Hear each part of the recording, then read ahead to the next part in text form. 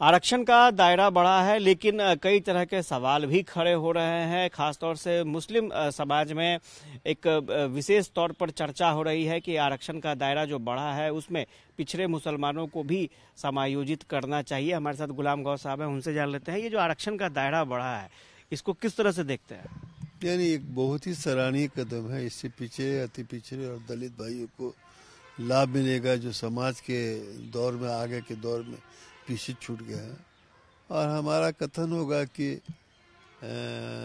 वर्तमान सरकार को जो मुसलमान, पिछड़े मुसलमान हैं, अति पिछड़े मुसलमान हैं, उसका कोटा अलग कर दिया जाना चाहिए।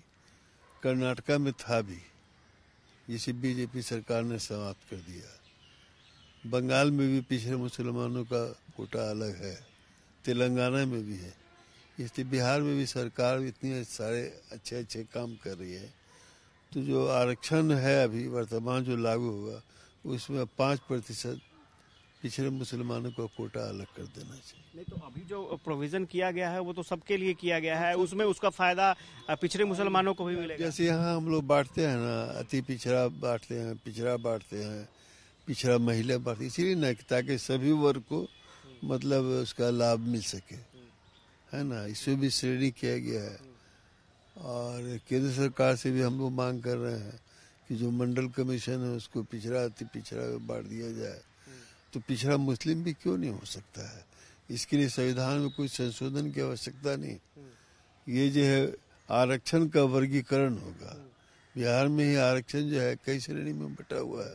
पिछड़ा है, अति पिछड़ा है, पिछड़ी महिला भी था पहले। तो पिछड़ा मुस्लिम भी होना चाहिए, ताकि मुस्लिम समाज के लोग जो बहुत सारे सबल जातियां हैं उसके मुकाबले में आगे नहीं आ पाती है, तो इसका लाभ मिलेगा पिछड़े मुसलमानों को। कितने प्रतिशत आबादी होगी सर ऐसे लोगों की जो पूरे बिहार में? मुझे लगता है कि 85% अति पिछड़ा और पिछड़े मुस्लिम है। कुल मुस्लिम आबादी की, जितनी मुस्लिम आबादी की संख्या है लगभग 85%। मंडल कमीशन का भी रिपोर्ट लगभग यही कहता है ना। तो गुलाम गौस थे और इन्होंने साफ तौर पर कहा है कि आरक्षण की व्यवस्था बदली गई है, आरक्षण का दायरा बढ़ाया गया है, ये ठीक है, लेकिन पिछड़ा और अति पिछड़ा मुसलमानों के लिए अलग आरक्षण की व्यवस्था करनी चाहिए ताकि इस समाज के लोगों को भी बेहतर विकास का मौका मिल सके इसी कोटे में से। कैमरा पर्सन श्याम के साथ आशुतोष चंद्र, न्यूज़ पटना।